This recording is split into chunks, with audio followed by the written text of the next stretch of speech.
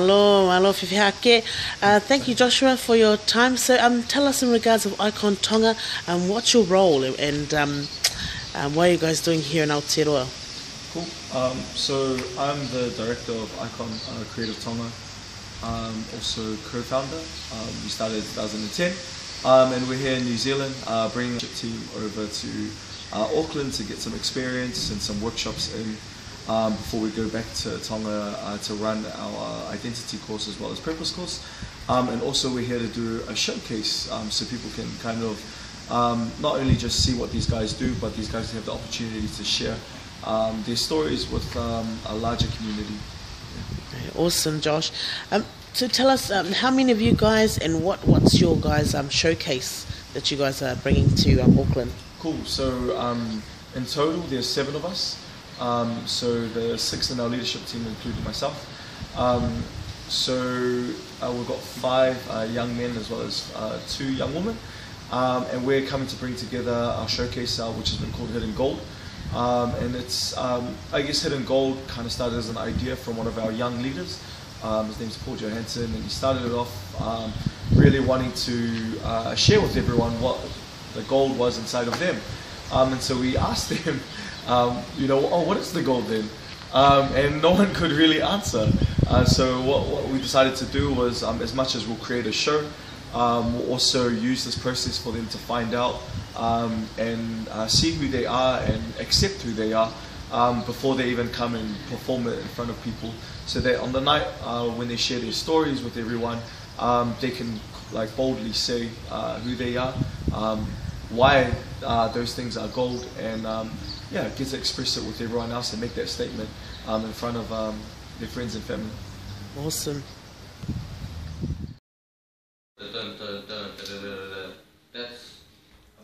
That's all of us realizing that we're the same. Okay, and the second verse.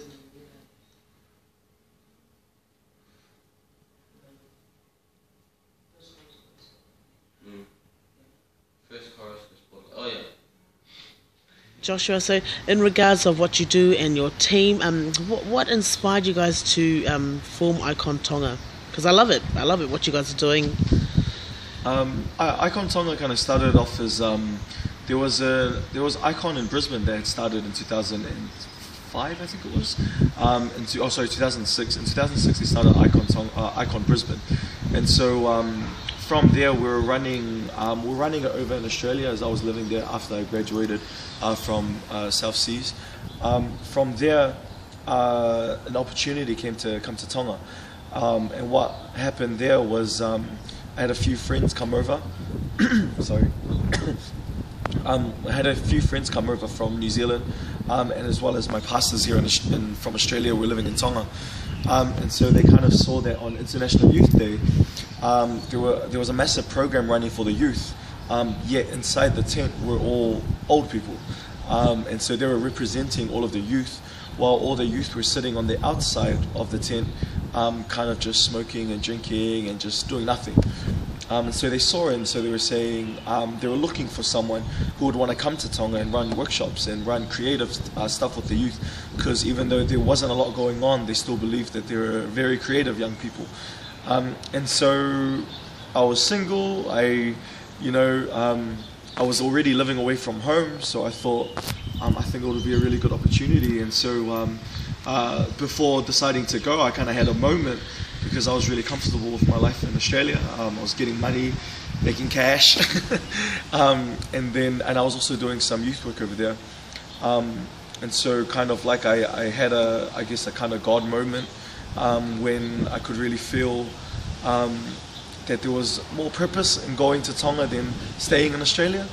And so at that time, I caught up with my pastors online on Facebook, and they kind of just asked me the question, and there was already something inside me really feeling for Tonga, and so I kind of just made a decision. Okay, I need to go with this. I need to obey it and just go. And so I let go of all my plans and my desires in Brisbane, and just even flying over Tonga, coming over, I could really feel fulfillment almost in just landing. And so once that feeling came over me, then I just knew, oh, this is where I'm meant to be. And now being part of this project, Humble Days, now 2016, are you surprised that there's a lot of momentum, like there's word getting out there that, you know, ICON Tonga is here to stay? Yeah, like, I am actually really surprised. Coming over, I didn't know what to expect. I was meant to come over and just kind of create an event where existing artists come and perform. Yet when I came to Tonga and I was looking for existing like artists, creative musicians, dancers and everything, there was actually none. There were a few people who'd like to do it for fun, but if they weren't getting paid, they wouldn't want to do it at all. And so coming over, what I did find was there were a lot of really young people, even though they weren't naturally amazing, they had this like burning desire in them. And so I thought, who am I to stop the fire and just try and take people? So I decided to change the way we ran ICON and make it more of a development training. So at first we started developing them purely just their skills and like writing songs and creating dances, making videos. We started doing all of that stuff.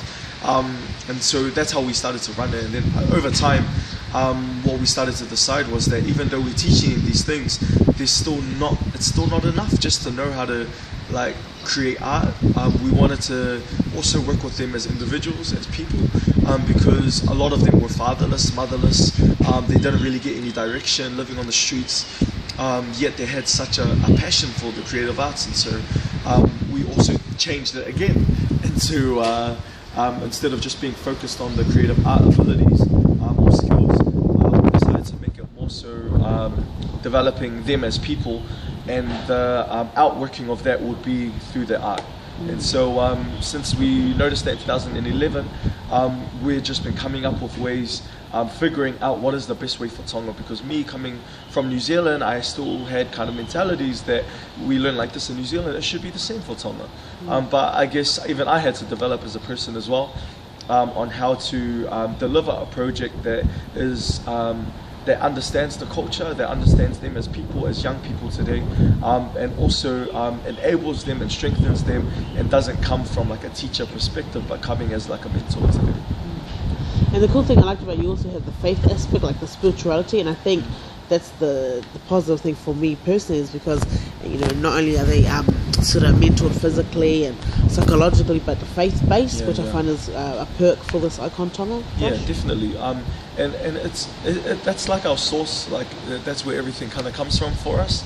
It was like, it started off like in God. It started off purely out of that, like you heard me say before, it came from the purpose. It came from that whole coming over, came from actually receiving from God to come over.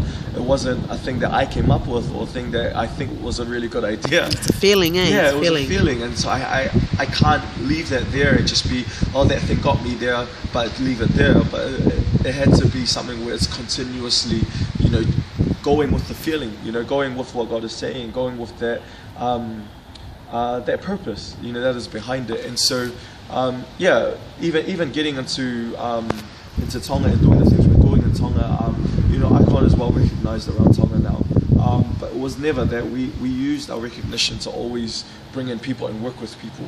And so when we started it, we kind of pinpointed certain dancers and singers that were committed, that would endure through all of the practices, rehearsals, quiet times, and the busy times, and we used those to go on tours, perform at gigs, and kind of preach our message.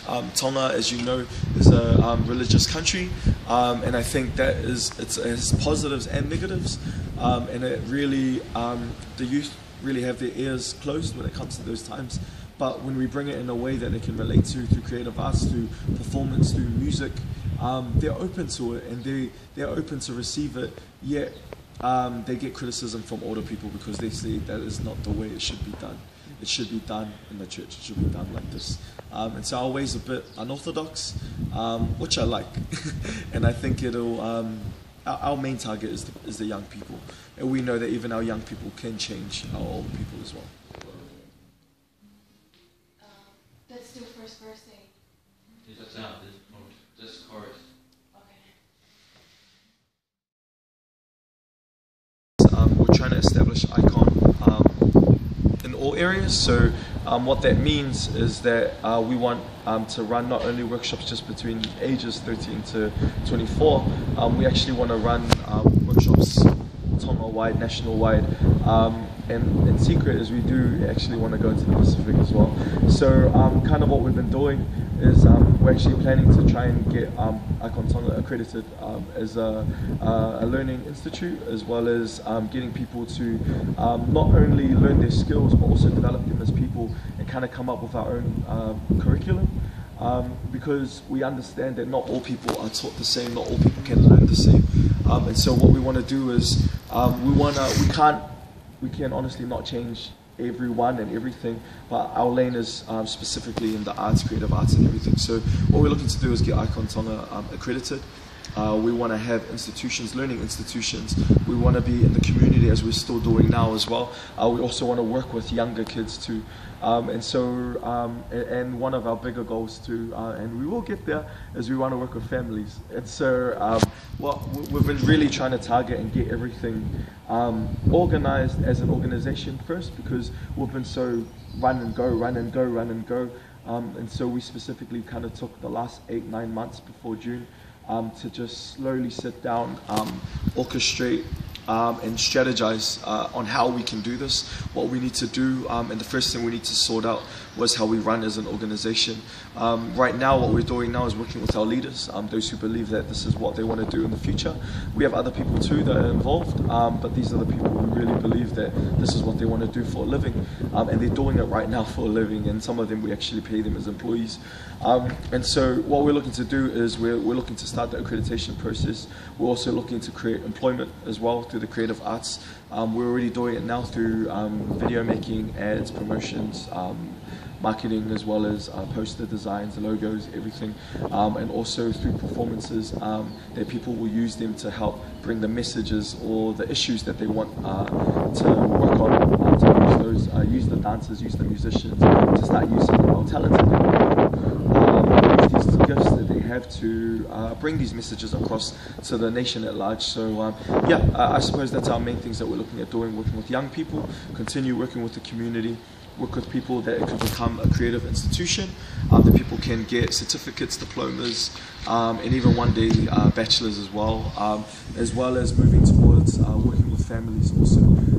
So big plans, very ambitious, but seeing where we've come from in the past and seeing where we're going now, I know we can do this.